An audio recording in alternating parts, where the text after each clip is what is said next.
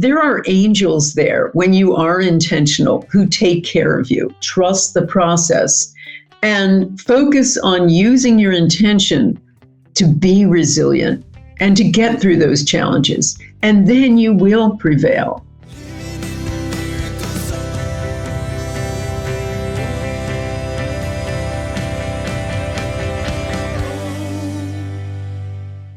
Welcome to Living in the Miracle Zone. This is the place to be if you want to live in the flow of synchronicities and miracles in your everyday life. And I'm your host, Marci Shimoff. I'm a #1 New York Times bestselling author, a teacher in The Secret, and the creator of the worldwide program, Your Year of Miracles. And I have spent my life studying happiness and miracles.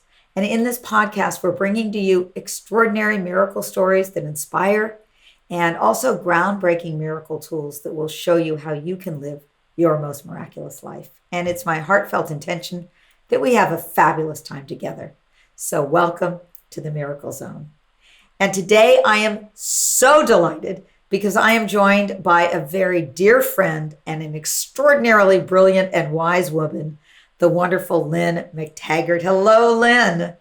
Hey, Marci, so great to be here with you and everybody else. Well, as I said to you before we came on, it's always great anytime I get to be with you. Let me just share with those maybe few people who've not heard of you. Most people I know have, but let me just share a little bit about your amazing background and then we'll dive right in. So Lynne McTaggart is an award-winning journalist.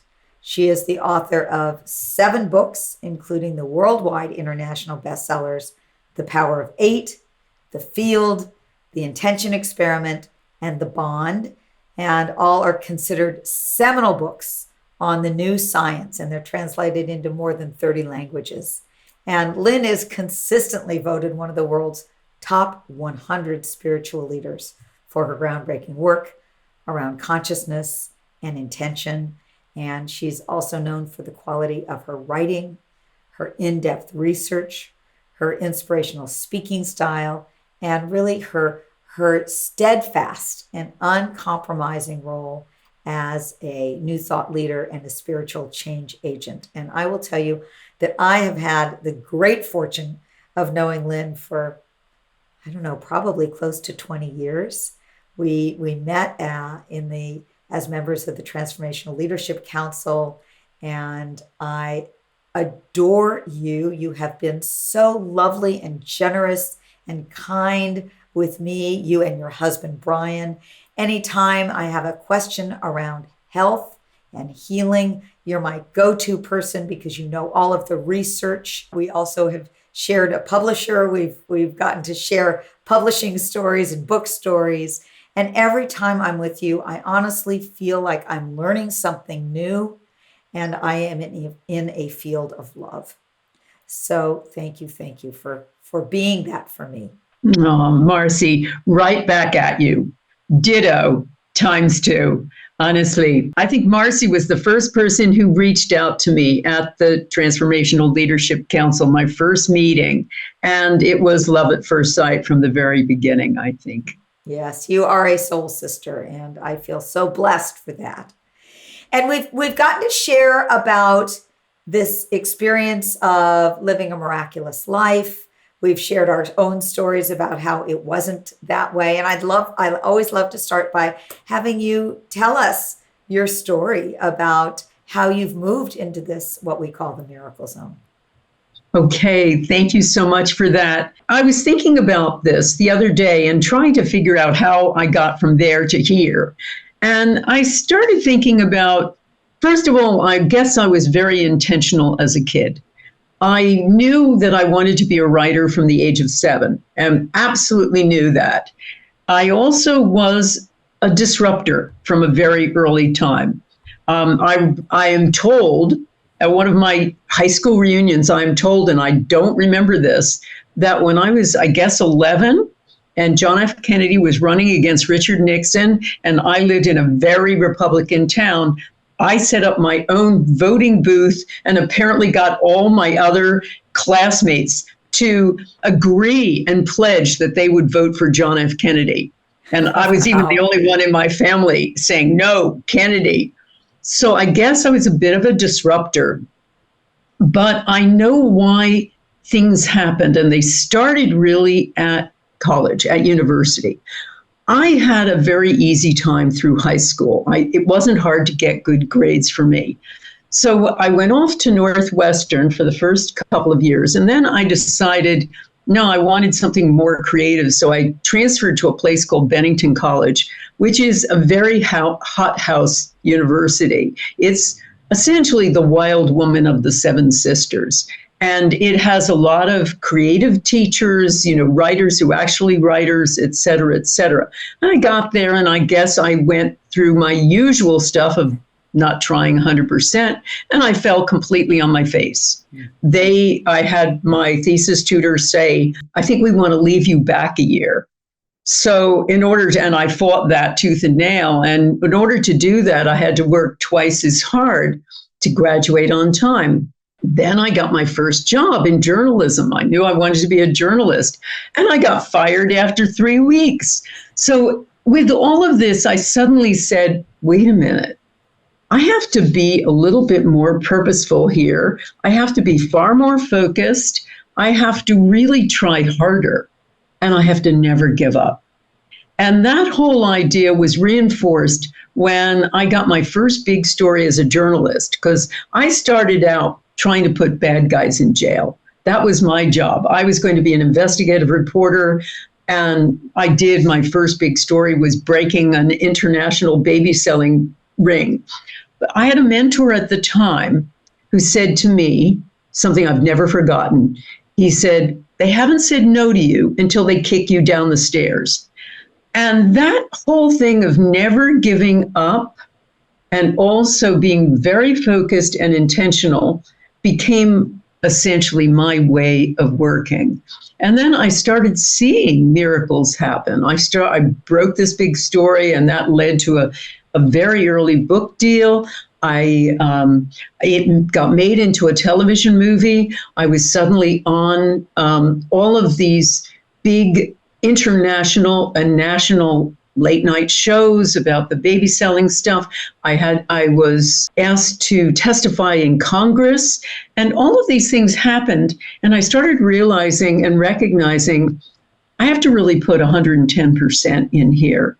And then, as they say, there's no genius. It's 95% hard work, and or 90% hard work and 10% inspiration. So I started recognizing that, and I think that was one big element, Marci, that change, that decision to become very focused and intentional, married to the idea that you never give up. I so appreciate your clarity about the power of intention. Of course, you wrote about it, but your clarity about being intentional and your clarity about focusing and not giving up.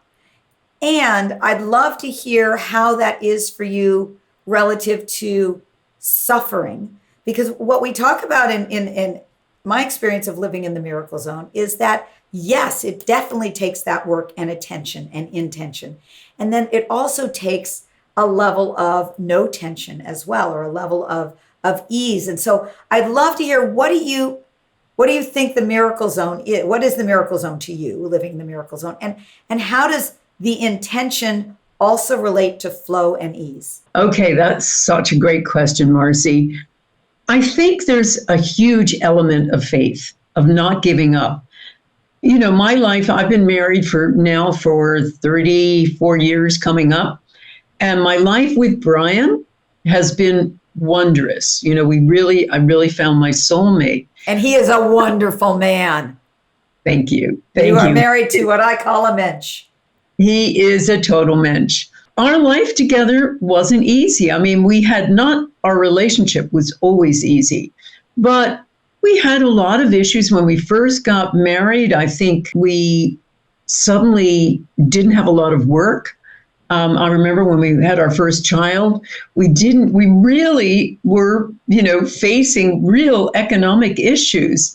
And I think we realized early on that there are angels there when you are intentional who take care of you. I'll give you an example. So we are really down on our luck money-wise, and trying to figure out where we're going to get this money. We have a small child, and lo and behold, I am reviewing a book on one of the Kennedys, and I had actually written a biography on one of the Kennedys, and I said, wow, this looks familiar, and it was by a very well-known author. And suddenly I said, oh my gosh, she's taken giant chunks of my book and just plagiarized it, word for word. It was shocking. There were pages and pages and pages of exact words. So I ended up suing her for plagiarism. And it was the worst case of plagiarism that the lawyers I hired, who were top plagiarist people, had ever seen. And her lawyers immediately settled. And that not only took us out of all of the problems we had, but also paid for a very beautiful wedding. So I was always eternally grateful. But I thought that was about faith. And it's continued to be about faith. We've always seen through all of our years together where things have been good and things have been tough. We've always maintained that feeling of faith, one, and two, understanding that true intention is not just about when things are going well, but about facing challenges and just understanding that challenges and good times are just a flip side of the other, of the same coin. And it's all about resilience and working out intentionally, how am I going to handle this challenge? And that has always stood me in good stead. Okay, this isn't easy, but I'm not going to collapse. I'm going to figure a way around it. We had some skeptics trying to close down our magazine, What Doctors Don't Tell You. We started thinking about, okay, how are we going to deal with this? We're not going to collapse. We're going to deal with this by defending ourselves, but also fighting back. And we worked through a way where we actually, prevailed, and they didn't do any damage. So I think that stuff happens in our lives.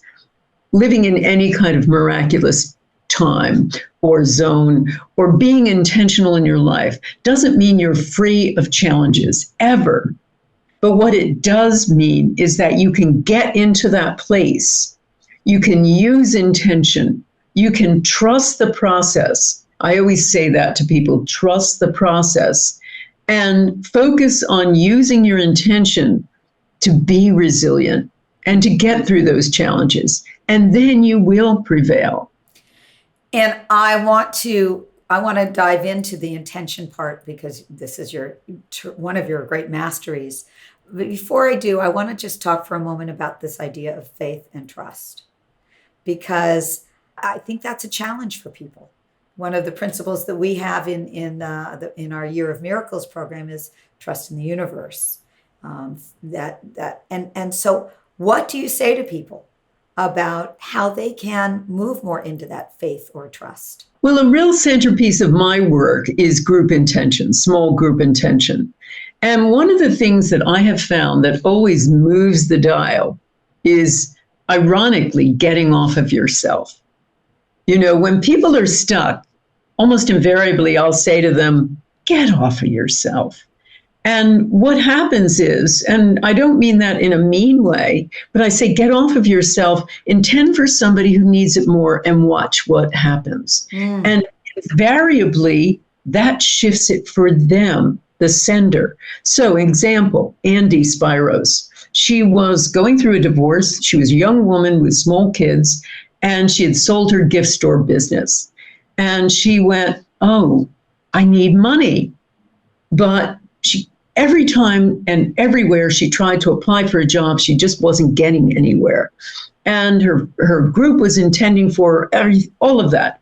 So I finally said, Andy, get off of yourself, intend for somebody else in the group who needs it more. She did. Lo and behold, she gets a call the very next week from somebody she doesn't know, offering her her dream job. That has happened over and over and over again, where miracles truly do happen, where people step into people's lives when they need it. But it all has to do with, note this, an altruistic act. And that is the hardest thing to do when you're challenged, because you're focusing on me, me, me, me, me. When you do, the science is really clear. And this is really a cornerstone of some of my intentional work. Science is really clear. Altruism is like a bulletproof vest. You live longer, healthier, happier lives when you do things for other people, no matter how small. So I have seen that be supersized in a small Power of 8 group. That I just love that. And the happiness research that I'm familiar with so clearly speaks about the power of altruism. So you are the architect of the intention experiment. And for those people who aren't familiar with it, the intention experiment has really been like a global laboratory where thousands of people from around the world have tested the power of our group intentions to heal the world. And so maybe why don't you talk to us about, first of all, the power of our own individual intention and how we would do that. How do we use intention in our life? And then if you could speak about the power of group intention and how we can use that in our life. So I started the intention experiment because, being a hard-nosed journalist at heart, I wanted to know how far we can take it. Are we talking about just shifting quantum particles with our thoughts, or are we talking about curing cancer? And also, I was really intrigued by the whole idea of what happens when lots of people are thinking the same thought at the same time. Does it magnify the effect? So I've done 41 experiments to date, working with top scientists at prestigious universities like Princeton and Penn State and University of Arizona, et cetera. And I've also set up experiments with them, everything from trying to make seeds grow faster to purifying water to lowering violence in war-torn area. We've done 10 of those. They've all shown measurable effects, to even healing someone of post-traumatic stress disorder. Of the 41, 37 have shown measurable, positive, mostly significant effects. They also gave us a lot of information, and I went on to study a lot of things too with master healers and Buddhist monks about how to do intention, what works and what doesn't work. And so I found there's no doubt, looking at the science as I have with all of my books, that instead of being these separate entities operating according to fixed laws in time and space, we are all connected via a giant quantum energy field. Plus the fact that we are not just a load of chemistry and electrical signaling. We are vibrating packets of energy at our core, trading energy with other things and people in the world all the time. The upshot of this is our thoughts are not locked inside our heads. We are leaky buckets. We are affecting other things and other people at every moment. So the big thing that I teach is the fact that people are actually intending at every moment. Your thoughts are trespassers, and you've got 70 to 80,000 of them every day. I betcha if you were to write them all down, as I ask my students to do, as many as they can, you'd find that the vast majority are negative about yourself, about everybody else. I hate my hair. My bum looks big in this. I hate her hair. Her bum looks big in this, et cetera, et cetera.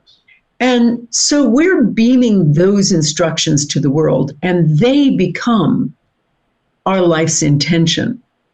So the first thing is becoming much more intentional with your thoughts, recognizing you are beaming 24/7.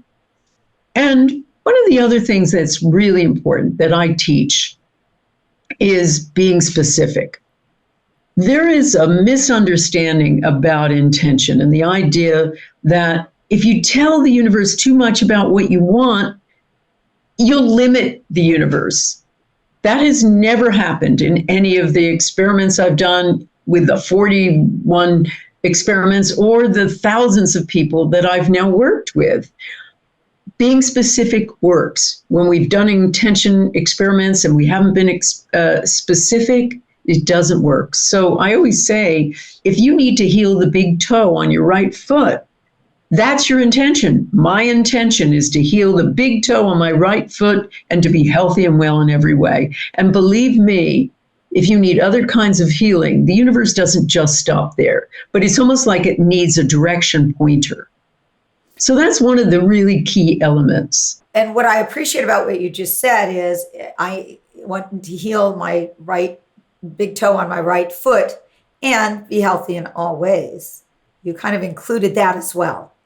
Is that okay? Yeah, it's a little mop-up exercise. Great. But what I also teach people is about how to break down your intentions. A lot of people try to put everything they want in their life in one big statement. But no, you need to break it down. Or people try to do groups intentions where we all want to win the lottery. So we're going to do an intention to win the lottery. You don't need to do that. What I find that works better is to tell the universe what you need right now, and you'll see what happens. I find invariably when people are doing financial stuff, money goes into their account when they intend for exactly what they need. So when people say, oh, I want to win the lottery, I said, well, do you need that money? And they said, well, no, I need $14,500 to buy a new car or to buy this for my child or whatever. And I say, do that and see what happens. Now, they are oftentimes rewarded with more money, but again, it's a focus, and that's really important. That's such great advice, and I really, really appreciate that. I know I'm in 2 intention circles with you, and I've seen you many times say to people, what specifically, chunk it down. What do you want right now? And that really, I've loved watching, and I've loved watching the many things that have shifted for people. And sometimes the exact thing they're asking for doesn't shift, but something else shifts that they may have needed more. How does that work? Well, as I say, the universe wants you to be well. Life loves you, as they say. And the universe wants you to be well in this experience of understanding and learning that we are all on, this journey we're all on. We're here to learn. So the universe isn't against you. It loves you.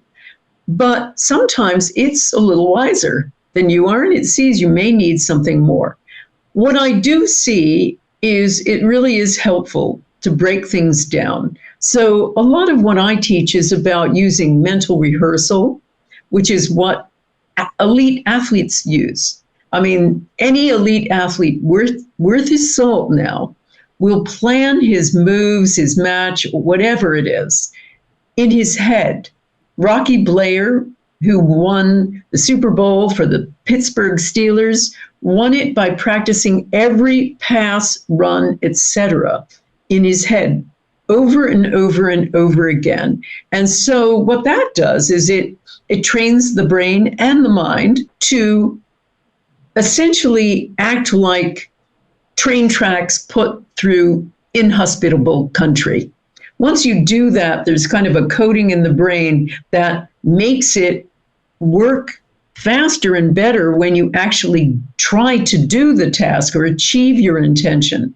It's a bit like your brain, for all of its marvel, is a little bit dumb because it can't tell the difference between carrying out an action and thinking about carrying out the action. So that's why mental rehearsal works so well. But there's so many things that I've seen about a Power of 8 group that really supersizes the whole effect. So I started putting people into small groups in 2008 after doing these intention experiments and seeing that they were working. I thought, well, I'll scale this down to a workshop, but I wasn't really sure what to do. So I was talking to my husband and some members of our team one day, and I said, I don't know, maybe I'll put people in groups of 8 or so and have them send intention to somebody in the group with a health challenge. And my husband is also a journalist and a great headline writer. And he said, I love it, the power of 8. And that is truly how the whole thing started. It doesn't have to be 8, it can be 7, it can be 9. But what we have found is the extraordinary thing that happens when people come together in a group.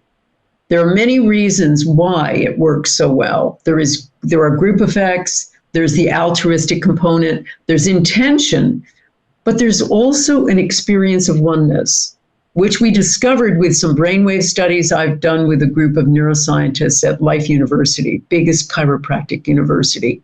We found that the results very quickly on the brain of intenders in a group is nothing like meditation, which we were shocked about. They are almost identical to brainwave signatures of Buddhist monks during ecstatic prayer or Sufi masters during chanting. In other words, these are people in a state of ecstatic oneness, and it happens within a minute or two. So here's where we've got real miraculous power going on, because we don't experience oneness. We have parts of the brain making us feel separate. During this exercise, start dialing down.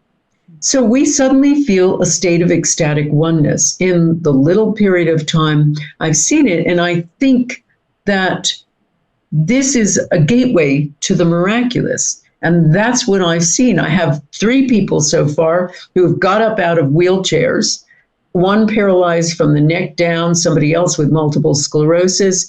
We've had reversals of stage 4 cancer. We've had reversals of genetic diseases and just about everything under the sun. I've had a woman who was going blind is now got 20/20 vision. Somebody else who was deaf has her hearing back, and so much more. So I think it is the group effect more than anything else that's the big secret sauce here, Marci. I so agree with you. I've seen it myself. Years and years ago, I participated in group meditation experiments where thousands of people would gather and meditate together, and they would measure the effects on the surrounding areas, on crime, on health, and all of that. And I absolutely know that, and I love that you have combined the intention and the power of intention with the group effect, and pulling together these amazing groups. And I would just love to know, what's the cutting edge for you? What's the newest thing that you have found out or you've discovered that like excites you and lights you up? Ooh, well, it's the subject of my latest book, the book I'm working on now, that I'm not really going to talk about. But what excites me so much is it's really an extension of my book, The Field, which to me opened me up to a completely new view of the world, a completely new science, that the story we've been told about who we are and how we're supposed to live was very much out of date. This whole idea of us being separate and competitive human beings, that was completely out of date. Now, that was 25 years ago when I wrote The Field. This is a completely new story that I'm finding and unearthing about everything from our biology to how to heal. And it is truly blowing my mind. So for me, it's always interesting to be on the cutting edge of things.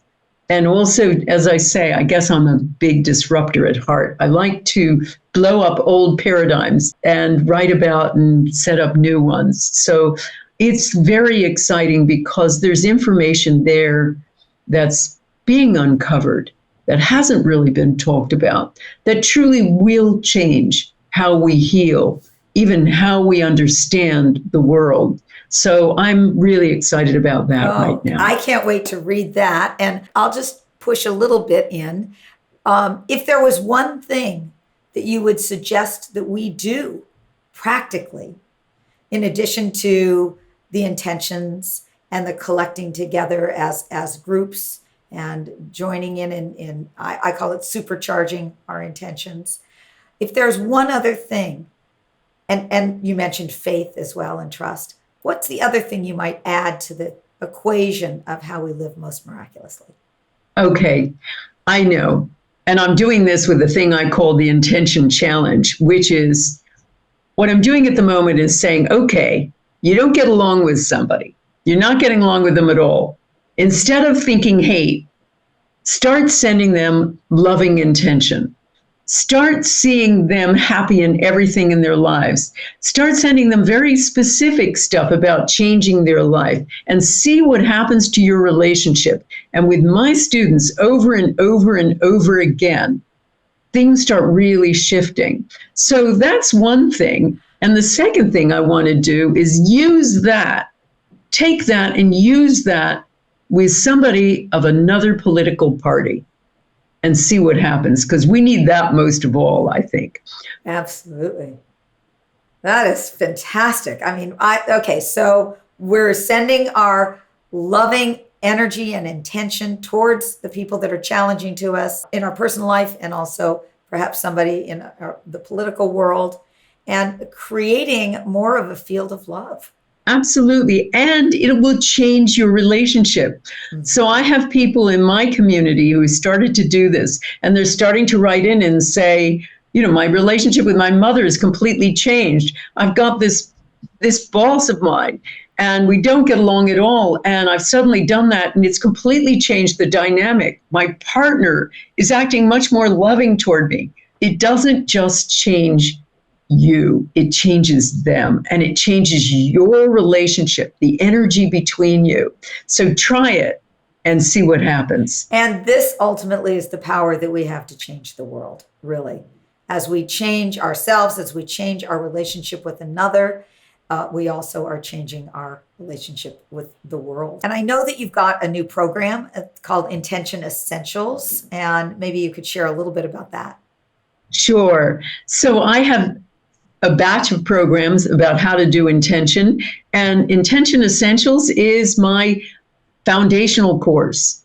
And it is 6 sessions. You have 5 sessions, teaching sessions, I call them, that are recorded, but you meet together with all the other classmates every Saturday. It kicks off June 15th. And then there is a 2-hour live and interactive with me.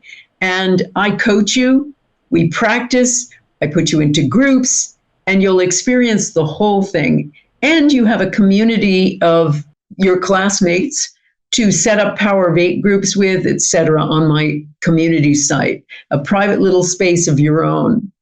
So I go through what are called the 7 key essentials to doing intention correctly. And I have you practice with homework and practice during the week and right there on the teaching sessions. And we also deal with doubt, negativity, fear, and how to overcome that, and all the rudimentaries of how to set up a Power of 8 group, because a lot of intention is counterintuitive. Things that you may have learned elsewhere, I do a bit differently. And I teach what I have found to be successful with, as I say, thousands of students so far. So it kicks off June 15th. And if you want to find out more, I think you've got the link. We do. We do. We have the link in the show notes. And for information more about Lynne and all of her work, you can go to lynnmctaggart.com. And this program is lynnmctaggart.com/courses/intention essentials. So that is in the show notes. And Lynne, you're always inspiring. I walk away more committed to my own practices, these things that you're suggesting that we do. They don't take extra time. They're attitudinal shifts. They're shifts in the way we approach our everyday life. And they make a huge difference. Small shifts that make a huge difference.